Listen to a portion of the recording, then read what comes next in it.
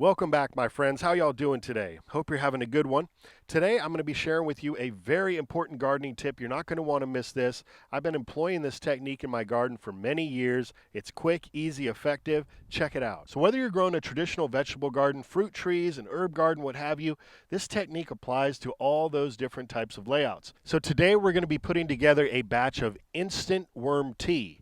If you've been following along the channel, you've probably seen other videos where I've made an aerated worm tea, which is beneficial for proliferating the beneficial bacteria, the microbes, which are like little construction workers in our soil, helping to break down and unlock nutrients that are captured in the soil, releasing it to the plant. But it's not just the microorganisms that make worm castings and worm tea so valuable. It's the micronutrients, of which there's over 60, along with trace minerals locked in those worm castings. And no amount of aeration is going to increase the actual nutrient value, just the microbe activity. So for that reason, we can skip that from time to time and just focus on putting those worm castings in the form of a tea into our garden. So here we are over at my bathtub worm bin. This has been one of the greatest additions to my garden ever. I picked up the bathtub for free off Craigslist. Oftentimes when folks are doing a bathroom remodel, they're pulling out the old tubs, and oftentimes they're made out of cast iron, such as this tub here.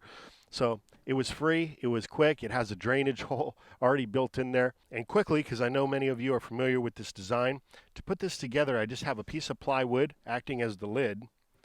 And inside here, I lined the tub with an old trampoline. Again, something that somebody was throwing out. You can use all sorts of different materials, including screen. And at the bottom of the tub, under the trampoline, I put a layer of pond rock. And what that does is create a little area for drainage to occur. And if you want to see the entire build, I'll put a link below this video in the description box so you can see exactly how it was put together. I've also got other videos where I show you how to use a Rubbermaid tub to make a bin.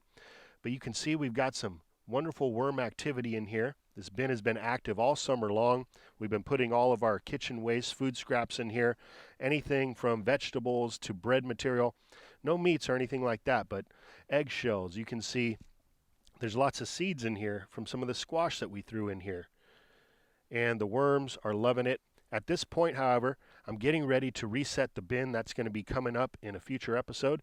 Today, what I want to show you is a really quick and easy way to take some of your castings out of your bin and make a quick tea and apply it to your plants. So we're just going to scoop back an area of the castings where there's not too much worm activity, and we're going to take a couple scoops out here.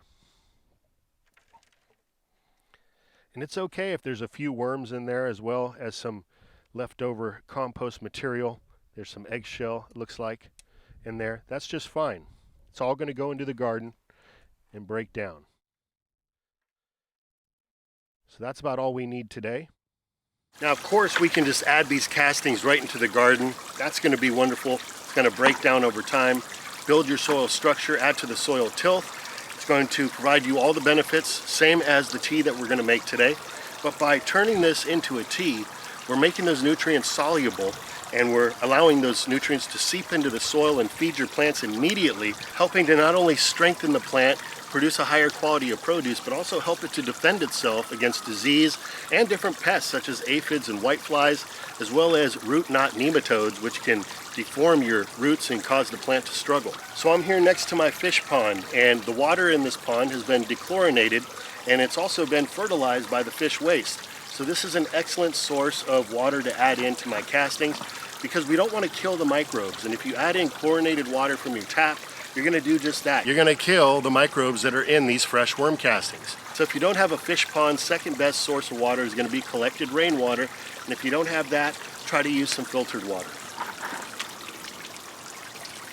We're just going to add this in.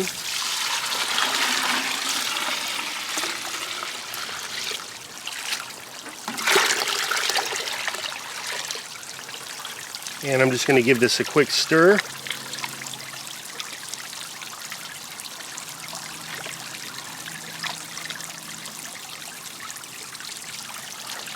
And that's all there is to it. You got your worm tea. So here's a perfect candidate for a bit of fertilization and watering right now. We've got an all-in-one almond tree. And I'd recommend, if you can, to pre-moisten the soil area where you're going to be adding in compost tea. That way you don't need as much in order to fully saturate the area, and you're creating a nice habitat for those microbes to be at home. Here I've got this automatic water bag here, which has these gel crystals, which slowly leach water out around the base of the tree, so it's already moist. Now I'm going to add some nutrients around the base of the plant. So not only is the worm tea seeping into the soil, immediately feeding the roots of the plant, but it's also dispersing the fluff material, the organic compounds of the vermicompost, which are going to add to the soil structure of the soil tilth. Now I'm just going to replace this automatic watering bag here. And we're set with that one. Here we've got a nice fig tree, some beautiful figs. And we'll give it a little dose of nutrients as well.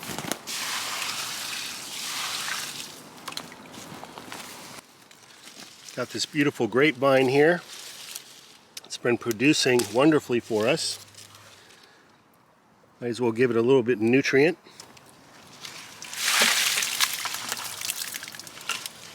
So if you find you don't have the time or the equipment to make an aerated compost tea, don't fret. All you need is non-chlorinated water, some fresh worm castings, and you see how easy it is to put this together and begin to feed your plants and build your soil. So if you don't yet have a worm bin, consider getting that going. It's a great way to utilize those excess scraps coming out of the kitchen and the garden to essentially make a free fertilizer to feed your soil, to feed your plants, which in turn feeds you.